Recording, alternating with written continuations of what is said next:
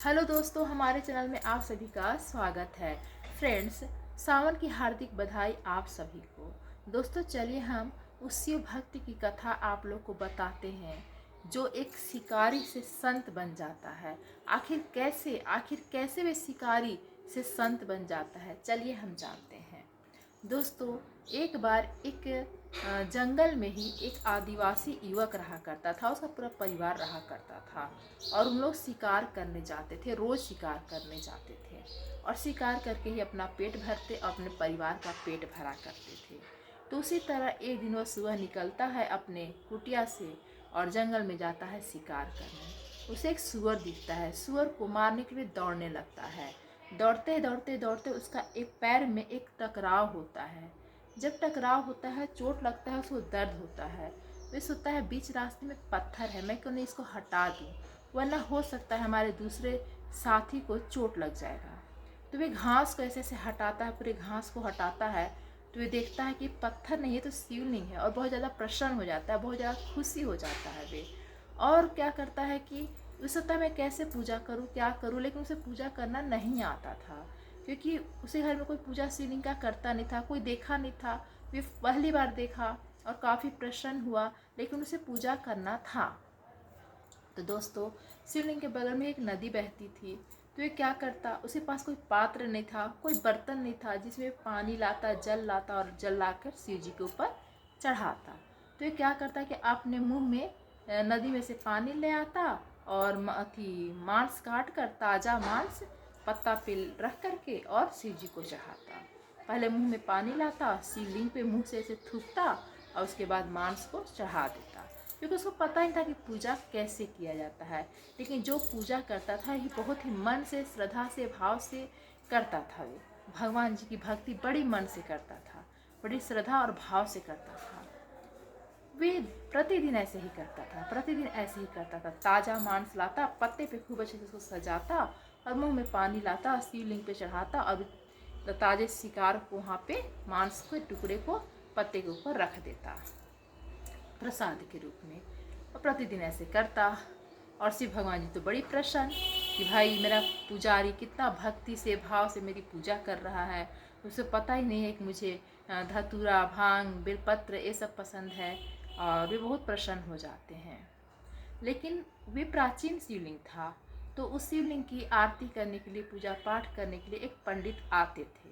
पंडित जी जब आते थे तो देखते थे कि ये क्या है, यहाँ पे मांस का टुकड़ा कैसे है, कौन व्यक्ति है ऐसा जिसको इतना भी अक्ल नहीं है कि मांस का टुकड़ा का भोग लगाया है। काफ़ी क्रोधित होते थे, भाई ब्राह्मण है, उन्हें छूना भी नहीं है। फिर भी किसी तरह सफाई करते थे, सफाई करते, पूजा पाठ करते, अपने घर चले जाते। प्रतिदिन का यही काम। वे शिकारी ला के मांस के टुकड़े को चढ़ाता, पंडित जी सफाई करते, प्रतिदिन का यही काम। अब पंडित जी को बहुत क्रोध आता कि भाई ये क्या हो रहा है मेरे साथ, ऐसा कौन महामूर्ख है जो शिवलिंग पे प्रसाद की जगह पे मांस का टुकड़ा चढ़ाता है। बस वे सफाई करके, भगवान से पूजा करके बोलता है, हे प्रभु, ऐसा कौन व्यक्ति है जिसके इतना भी अक्ल नहीं है कि यहाँ मांस का टुकड़ा नहीं, फल फूल चढ़ाया जाता है। तो इतना बोल के वे घर चला जाता है। घर चला जाता है, फिर रात का टाइम होता है, वे सो जाता है। तो शंकर भगवान जी उसके सपने में आते हैं और बोलते हैं कि देख पंडित, तू मेरे उस भक्त के बारे में कोई सवाल जवाब नहीं करेगा। वे बहुत ही श्रद्धा से, भाव से, निष्ठा से मेरी पूजा करता है। उसे पूजा करने का तरीका नहीं मालूम, क्या चढ़ाया जाता है नहीं मालूम, लेकिन उसको पता है कि बस मुझे पूजा करना है, मुझे भूख लगती है, उसको बस इतना पता है, इसलिए मुझे भोग में मांस का टुकड़ा चढ़ाता है। तो अगर तुझे विश्वास नहीं है तो एक काम कर, छिप करके उसको देखना। तो पंडित सुबह होता है, वे जाता है, अपने ही समय पे जाता है। तो जब जाता है तो मंदिर में एक जगह, मंदिर क्या जो भी वहाँ पे होगा पेड़ पौधा, वे छिप जाता है। छिप जाता है तो वे जो शिकारी होता है वे वहाँ पे जाता है, पूजा पाठ करने जाता है। तो जाता है तो वहीं पे मतलब उसकी रक्षा भी करता है। बारिश का जब मौसम होता है तो शिवलिंग को जब तक बारिश होती है, दोस्तों मतलब क्या ऐसा भक्ति, क्या ऐसा भक्ति, मतलब कल्पना करना भी दूर है। हम लोग तो भाई कल्पना भी नहीं कर सकते आज के समय में। मतलब जब बारिश होती थी तो शिव भगवान जी को ऐसे सीने से चिपका लेता था कि हमारे प्रभु भीग जाएंगे। जब गर्मी के मौसम में तेज धूप होता था तो ऐसे ऐसे शिवलिंग से चिपक जाता था कि हमारे शिव भगवान जी को, हमारे भोले बाबा को धूप लग जाएगी। तो वे हर मौसम से उन्हें बचाता भी था। बहुत बड़ा भक्त था। तो भगवान सोचे कि क्यों ना मैं इसकी परीक्षा लूँ। तो क्या होता है कि अचानक से वे शिकार करने गया होता है और भी उनके साथी गए हुए होते हैं। तो ये पूजा कर रहा था। जब उनके सभी साथियों को पता चलता है तो उन लोग भी बहुत प्रसन्न होते हैं कि अरे यहाँ पे तो सच में शिवलिंग है। बहुत खुश होते हैं सब, बहुत ज़्यादा प्रसन्न होते हैं। तो लेकिन वहाँ पे अचानक बारिश होने लगती है और जो पंडित जी रहते हैं छिप के सब देखते हैं। तो अचानक जब खूब तेज बारिश होने लगती है तो सभी साथी उनके जाने लगते हैं और बोलते हैं कि तुम भी चलो यहाँ से, बहुत तेज बारिश हो रही है, तुम भी चलो। लेकिन वे नहीं जाते हैं, जो भक्त होते हैं नहीं जाते हैं और शिवलिंग को पूरा इस तरह चिपक जाते हैं, अपने से ढक, अपने शरीर से उनको ढक लेते हैं कि शिव जी ना भीग जाएँ। ठीक है। तो फ्रेंड्स क्या होता है कि जब इस तरह चिपकता है, बारिश बंद होता है, तो जब ये हटता है थोड़ा सा दूर तो भगवान जी के एक आँख से खून बहने लगता है और आंसू भी बहने लगता है।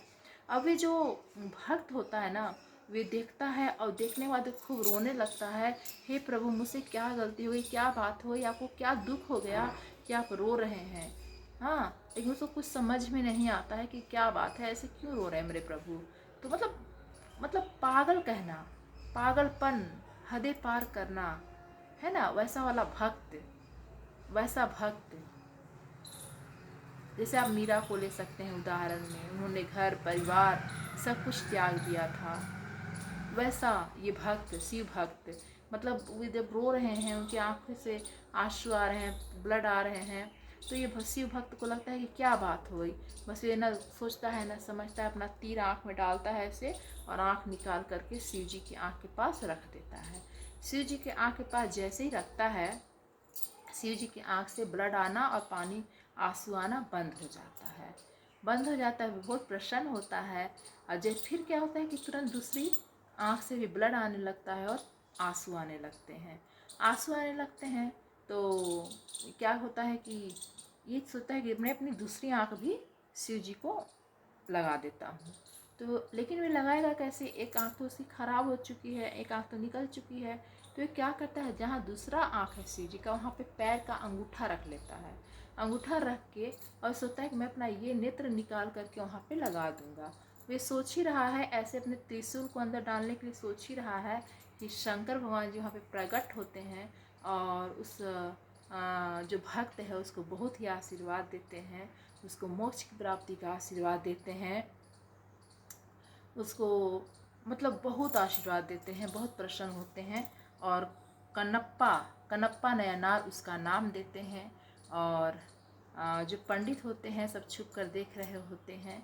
और जो कन्नप्पा नयनार जो नाम पड़ा उस भक्त का, उसी भगवान जी ने उसकी आंखें उसे वापस कर दी और बोले कि हे पुत्र, हे मेरे भक्त, तुम मेरी परीक्षा में पास हुए। और दोस्तों फिर भगवान जी चले जाते हैं और जो ये भक्त था इसको भगवान जी कन्नप्पा नयनार नाम देते हैं। तो यही कहानी थी। मतलब पंडित भी सोच के देख के अपनी आँखों से सब कुछ दंग रह जाता है। और दोस्तों यही बस कहानी थी कि मन में बस विश्वास होना चाहिए। भगवान ये कभी नहीं कहते कि आप मेरे लिए ये लाओ वे लाओ, जो है जैसा है बस सच्चे मन से, आप सच्चे मन से पूजा करो। कुछ नहीं है आपके पास, आप फल फूल ले, कुछ नहीं है आपके पास, आप कुछ नहीं खरीद सकते हैं महंगा चीज़, तो कुछ नहीं, बस आप बेलपत्र चढ़ा दीजिए, कोई बेलपत्र भी चढ़ा दीजिए ना, तो भी भगवान जी प्रसन्न रहेंगे आपसे। तो दोस्तों आप लोग को ये कथा कैसी लगी, यदि पसंद आई तो प्लीज़ हमारे चैनल को like, comment, share and subscribe कर दीजिएगा और हमें सपोर्ट कीजिएगा। धन्यवाद।